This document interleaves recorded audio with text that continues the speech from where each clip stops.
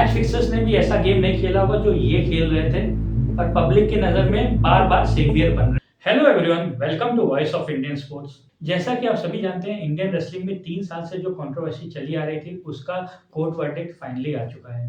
मैं इस वीडियो में कोई ट्रायल नहीं कंडक्ट करूँगा, बल्कि मैं इन 5 सवाल को रखूँगा जो मेरे अकॉर्डिंग मीडिया और स्पोर्ट्स फैन्स को पूछने चाहिए। देखिए, ये जो 5 सवाल मैं करने जा रहा हूँ, अगर ये पूछे जाते हैं तो हमें इस इश्यू की क्लियरर पिक्चर पता चलेगी। इससे पहले मैं सवाल पे आऊँ, कोर्ट के वर्डिक्ट को जान लेते हैं। कोर्ट ने यहाँ पे अक्यूज्ड को सबूतों के अभाव पे नहीं छोड़ा, बल्कि उनको बाइज्जत बरी किया और कोर्ट ने अपनी फाइंडिंग्स में ये पाया कि ये जो आरोप थे, ये झूठे और मनगढ़ंत थे और राजनीतिक रूप से प्रेरित थे। और कोर्ट ने ये पाया कि इसमें महादेव रेसलिंग अकेडमी और कुछ रेसलर्स ने मिलके साजिश रची थी। तो चलिए अब उन सवालों पे आते हैं। पहला सवाल बबीता फोगाट से कि वो आखिर किसके साइड थी। इस प्रोटेस्ट में शामिल 5 मेन कैरेक्टर्स में से 3 इन्हीं के फैमिली मेंबर्स थे। धरना देने वाले रेसलर्स ने इस पूरी कंट्रोवर्सी में बस एक चीज का प्रूफ दिया था। जून 2023 में साक्षी मलिक और उनके हस्बैंड सत्यव्रत कल्याण ने एक लेटर शो किया था, जिसमें जनवरी 2023 में प्रोटेस्ट की permission BJP leader Tirath Rana और बबीता फोगाट ने पुलिस से ली थी। उसमें दोनों लीडर्स का नाम था एंड राणा का साइन भी था। बबीता का कहना था कि उस लेटर में उनका साइन नहीं था और रेसलर्स को ये बताना चाहिए कि अप्रैल में किसने परमिशन दी। ये बात ठीक है कि अप्रैल में किसने दी, ये भी उन्हें बताना चाहिए, लेकिन जनवरी वाले लेटर में उनका नाम फिर कैसे आया? बबीता कंटिन्यूअसली कहती रही कि वो रेसलर्स के साथ हैं, पर अक्यूज ब्रिजभूषण सिंह ने जी न्यूज में इंटरव्यू दिया है, जहां उन्होंने बिना नाम लेते हुए कहा है कि एक फैमिली मेंबर जो कि ओवरसाइट कमेटी का मेंबर भी था, उसी ने परमिशन भी ली थी और वो गवाही देने नहीं आया। तो फिर अगर वो रेसलर्स के साथ थी तो फिर उन्होंने गवाही क्यों नहीं दी? और अगर गवाही नहीं दी तो शायद उनको पता था कि रेसलर्स के जो आरोप थे वो झूठे थे, तो उन्हें अपनी पोजीशन यहाँ पे क्लियर करनी चाहिए। दूसरा सवाल अनुराग ठाकुर थे, जो कि वो स्पोर्ट्स मिनिस्टर थे जिन्होंने डब्ल्यूएफआई को 2023 दिसंबर में सस्पेंड किया था। उस टाइम संजय सिंह, जो कि ब्रिजभूषण सिंह के करीबी हैं, उन्होंने डब्ल्यूएफआई का चुनाव जीता था फेयर एंड स्क्वायर। यूडब्ल्यूडब्ल्यू को कोई आपत्ति नहीं थी उनके डब्ल्यूएफआई प्रेसिडेंट बनने से। यूडब्ल्यूडब्ल्यू यानी कि यूनाइटेड वर्ल्ड रेसलिंग, वो संस्थान जो कि दुनिया भर की रेसलिंग चलाती है। तो फिर स्पोर्ट्स मिनिस्टर ने डब्ल्यूएफआई को सस्पेंड क्यों किया? जबकि डब्ल्यूएफआई के सस्पेंड होने के बाद भी हमारे रेसलर जिन टूर्नामेंट में जाते थे, वो डब्ल्यूएफआई प्रेसिडेंट संजय सिंह की अनुमति से ही जाते थे।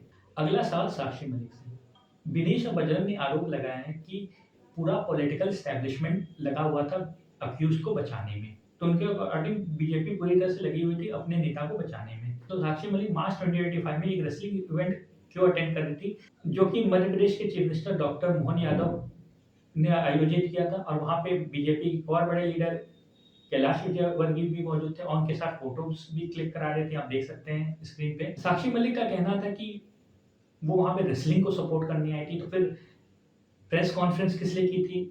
तो वहाँ पे उन्होंने रोते हुए रेसलिंग से रिटायरमेंट की घोषणा की।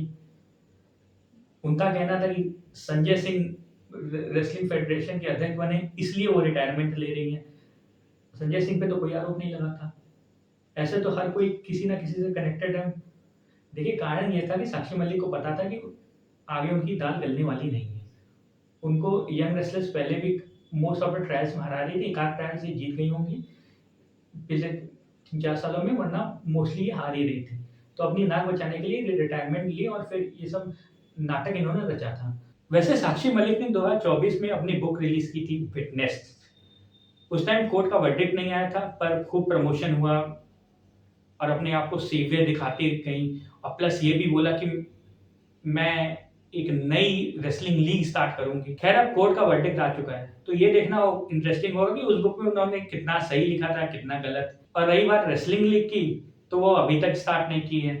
चौथा सवाल सत्यव्रत कल्याण से। सत्यव्रत कल्याण ने कोर्ट को अप्रोच किया था डब्ल्यूएफआई के सिलेक्शन प्रोसेस को चैलेंज करने के लिए। उनका कहना था कि ये सस्पेंडेड फेडरेशन है, तो इन्हें कोई हक नहीं बनता कि टीम भेज सके। उसके बाद डब्ल्यूएफआई को टीम वापस लेनी पड़ी, क्योंकि उनपे कंटेम्प्ट ऑफ कोर्ट का चार्ज लग सकता था। और दूसरी तरफ बजरंग पुनिया एक्स पे ट्वीट करते हैं कि डब्ल्यूएफआई टीम नहीं भेज रहा है। अब कॉन्ट्राडिक्शन देखिए, इनके ग्रुप का एक आदमी कोर्ट जा रहा है, प्लेयर्स को खेलने से रोक रहा है, और दूसरा सोशल मीडिया पे सेवियर बन रहा है और डब्ल्यूएफआई को दोष दे रहा है। मैच फिक्सर्स ने भी ऐसा गेम नहीं खेला होगा जो ये खेल रहे थे और पब्लिक की नज़र में बार-बार सेवियर बन रहे हैं। जबकि इन्होंने अपने ही स्पोर्ट के यंग एथलीट्स को अपने करियर के सबसे बड़े टूर्नामेंट में खेलने से रोकने की कोशिश की।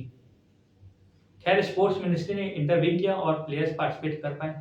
तो सत्यव्रत से ये पूछना चाहिए कि जिस चीज़ के लिए आपने कोर्ट में अर्जी दी थी, उस चीज़ पे बजरंग पुनिया आउटरीच क्यों कर रहे थे या तो शायद दोनों को एक साथ बैठा के पूछना चाहिए कि ये चल क्या रहा था। अगला सवाल दीपक पुनिया से। दीपक पुनिया का कोई बहुत बड़ा रोल नहीं रहा, लेकिन हाँ, जनवरी में जब धरना 2 दिन का हुआ तो उसमें वो भी बैठे थे। 3 महीने बाद जो धरना हुआ उसमें दीपक पुनिया हो, रवि दहिया हो और ऐसे बहुत सारे रेसलर थे, उन्होंने वहाँ पे पार्टिसिपेट नहीं किया था। तो इनको यहाँ पे अपनी स्थिति क्लियर करनी चाहिए कि 3 महीने में उनका स्टैंड क्यों चेंज हो गया। और यहाँ पे मैं केवल दीपक पुनिया का नाम इसलिए ले रहा हूँ क्योंकि बृजभूषण सिंह ने एबीपी न्यूज़ में अभी रिसेंटली इंटरव्यू दिया है। वहाँ पे उन्होंने क्लियरली बोला है कि दीपक पुनिया उनके घर आए और अपनी गलती स्वीकार की। तो देखिए दीपक पुनिया एक बड़े रेसलर हैं, उन्होंने भी इंडिया के लिए काफ़ी मेडल्स जीते हुए हैं, ओलंपिक में भी रिप्रेजेंट किया है इंडिया को। तो उनके जैसे कई रेसलर जो कि फर्स्ट पार्ट ऑफ प्रोटेस्ट में शामिल थे, वो सेकंड पार्ट ऑफ प्रोटेस्ट जो कि लंबा चला उसमें शामिल क्यों नहीं हुए, उसकी क्लियर पिक्चर हमें पता चल सकती है।